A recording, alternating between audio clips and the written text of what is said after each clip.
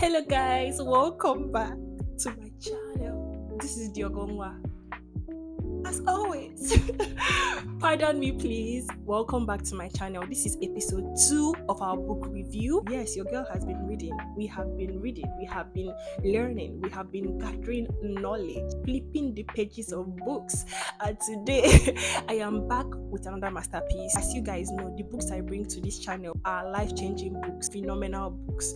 These are excellent reads. I don't share nonsense here. I don't share mediocre books here. I share books that I know that will definitely change your life, just like the way it did mine. And yes, today I'm back with another one. The book we're going to be reviewing today is Life is Short and So Is This Book by Peter Atkins. In our last video, we reviewed The Art of Laziness by Library Mindset. If you haven't watched the video, go watch the video. I shared why I loved the book, my insights, my takeaways from the books, also why you should read them. It's a book on productivity, a book that's going to transform your mindset. I can't even talk too much. Just go watch the video. You're going to be inspired, right? I'm going to link the video on my screen. Just click the link and go watch the video. But if you're not in a hurry, which please don't be, because I want you to watch this video to the end. If you're not in a hurry, stick around for today's video and watch to the end because you're going to learn so much.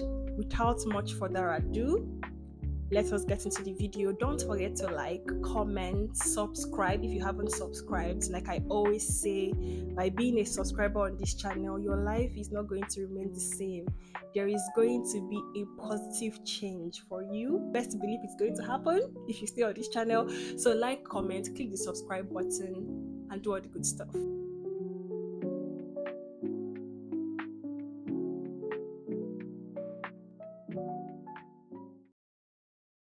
What exactly did I love about Life is Short by Peter Atkins? Why am I reviewing this book? One of the things I loved about this book is that, first of all, it's a book on the summary of lessons the author has learned from living life, from experiences. He has gathered knowledge, he has gathered lessons, he has learned a lot. These lessons are basically the principles that he himself is applying to his life that has helped him, and also principles that he has seen from direct observation of life that it works. In these lessons, he shares the things that helps us or will help us live life to the fullest. Second thing I love about this book is that it was actually a short read. Short reads do not stress me out. This book was just around 70 pages, and if you are watching and you don't like long books, I got you. This book is it is going to change your life. It's going to impact you, transform you, shift your mindset without stressing you. It's just a book that I read like the other one. I read it in 30 minutes and I was done. What inspired this author to write this book was that his friend had died of cancer. It was a wake up call for the author. Like how most tragic events would make us much more intentional about living. That was what happened to the author.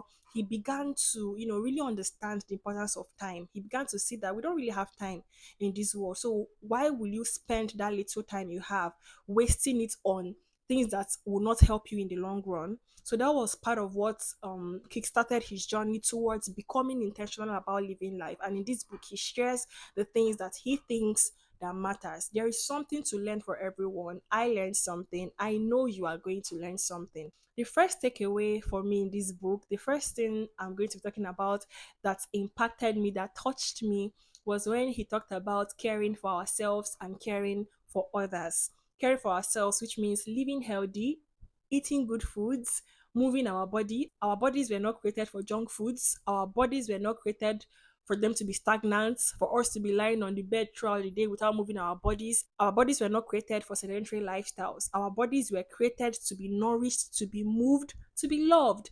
And it's made me think, because you guys, when we think about it, one of the characteristics of a living thing is movement. If you're not moving, it means that you are dead. Like, movement is what makes us living. It is only a dead body that does not move.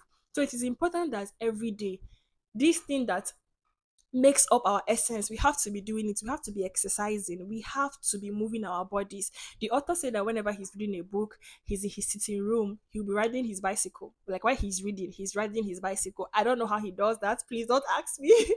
But I thought about that and it made me realize that there are actually different forms of exercise. This book has, opened me to the possibilities of different kinds of exercises. The second thing he talked about is also caring for others. Caring for others means, helping people, changing people's lives. He talked about the importance of positively impacting someone. How are you impacting the world? How are you giving back to the world? That made me think. I had to reflect at that point. I had to ask myself, Chijago, in what ways are you really giving to the world?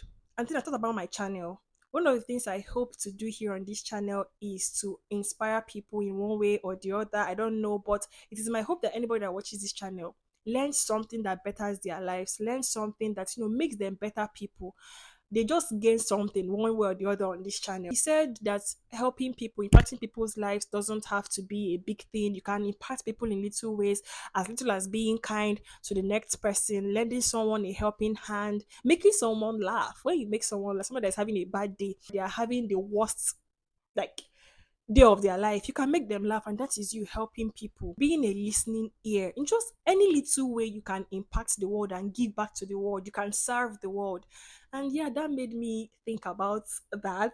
And also another thing, he said that helping people makes us fulfilled. There is a sense of fulfillment that comes from helping people, and that is true. If you ask me, there is just, for me personally, like, there is this happiness I feel whenever I help somebody and this person is just so full of thanks. I remember a certain week, I don't know, it has been a while back. Some of my friends had come to me on WhatsApp, they sent me a DM and they were going through relationship issues. They asked for my advice, and to the best of my ability, I offered the advice that I could give to the best of my knowledge, what I felt like was going to work in that situation. And the next day, they both sent me voice notes telling me, Chiyogo, they were so happy that I talked to them about this. They're just so grateful they talked to me, that if they did not talk to me, the situation would have gotten uglier. The situation would have just gotten out of hand. They were just thanking me in those voice notes. And I was like, wow, really? Oh, mm. So what I said works. I was like, I should probably be a relationship therapist. Honestly, but I was happy. I was genuinely happy that the perspective I gave, the advice I gave helped these people. I could relate with what the author said. There is a sense of fulfillment that comes with seeing people smile. That made me think, and I was like, this is a beautiful thing to do. The second thing the author talked about is how it is important that you love the job that you do. I am somebody that is pro go for a job you're passionate about. People will tell you, look at the pay. And then in this Nigeria, this economy is not good at all. So people would most likely do something that they see will give them money. If there is no money there, they are not doing it, right? But I'm someone that is pro go for what you're passionate with. For me personally, I can't do something that I am not passionate about. I don't have any sort of interest in. I'm just there doing it for doing sake. I'm not enjoying what I'm doing. I may not even totally hate the job or hate the work, but if it is not something that excites me, that brings me alive when I think about it, I will not give it my best. In my country, they'll tell you that it's not about passion. If you do passion, you will be hungry for the rest of your life. Hunger will kill you, kill your family. But I'm still pro passion. I don't want to be doing something that I'm just there. I'm just doing it. Like, let us just do it. I don't want to. I'm not saying that if I see a job that I can do that will pay me higher than whatever job that my passion will pay me, I'm not going to consider taking it. I'm not saying that, but I will have to look at my values. I will have to look at how I'm going to fare in that job. I will not just look at the money. I will not just look at the money. I'm going to look how, is it a stressful job? If it's stressful, I'm definitely not doing it, because on a normal day, even a job that is not stressing me, even a job that is not stressing me, if I do it, as long as I'm not enjoying that job, I will not continue. So imagine if you're, so there's some things I will look at. For the majority of our lives, we will be working. Work is integrated into our very existence. We have to be working to provide for ourselves and for our loved ones, and it's something you will do for the long time. Like, yeah, you will always be working. So make sure that that job that that job you are doing is something that you love. The third thing, which is going to be the second to the last thing I'm going to be talking about, is the importance of creating space. One of the common theme I have seen in most productive books, like productivity books I have read, is the importance of setting your priorities in life straight. At a point in your life, you have to come to ask yourself, what are the things that matter to me in this life? Where do I truly want to be? Where do I see myself in the next 5 years? Because when people ask that question, when do I see myself in the next 5 years? People are scared. Some people don't know what to say, but it's important because it's going to affect you in the present. When you know where you want to be in the next 5 years, it helps you look at what you do on a day-to-day basis. You know the things you should be focusing on a day-to-day basis. By knowing your priorities, you begin to see distractions for what they are, because some distractions don't look like distractions at all. But by the time you start thinking about it, you know that, oh, this is a distraction. I have to do away with this now and put my focus on these things that matter to me. So that is one productivity hack for you. If you want to be much more productive, decide what it is that matters and focus on it. Every other thing does not matter. The last thing he talked about was having people of similar interests around you. You have to be very, if you're somebody that wants to move far in life, it's important that the people around you are people that, in one way or the other, share the same values as you do, share the same goals as you do, share the same mindset as you do. Because by surrounding ourselves with people that want the same things that we want, it keeps you motivated. So really ask yourself, who are those around me? Are these people bringing me down, or are they moving me forward? I'm not saying you should cut off anybody. Say, "Ah, what are my friends even doing in my life? What these people that are just having?" No, that's not what I'm saying. I'm saying it so that you understand the importance of having people that are like-minded around you. Influence matters. It matters a lot. As I would say in my book review videos, everything I talk about here, the takeaways are just a few out of a truckload of takeaways. There is just so much, but obviously I cannot come here and start talking about them one by one.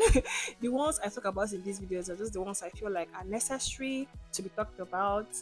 Yeah, just randomly selected, but there is so much for you. That is why you have to go and read the book. And my takeaways may not be your takeaways. The book can impact you, impact your life, speak to you in a different way. But one thing that is certain is that there is something for you. Your life will not remain the same. There is something you will read that will change your mind for the better. So go get this book. It's a 10 over 10 read for me. I 100% recommend. Read it, recommend to others. When you're done reading, you can always come back and drop what you've learned, how it impacted you, or your takeaways in the comment section of this video. This video will always be here. Come back and drop your insight. Other people can also learn from it. That said, we have come to the end of book review episode 2. More book reviews to come. Don't forget to like this video, comment, subscribe if you have. You should have by now, but if you haven't, you are pardoned. Do like, subscribe, comment, share, do all the good stuff. And I will see you in my next one. Bye. Mwah!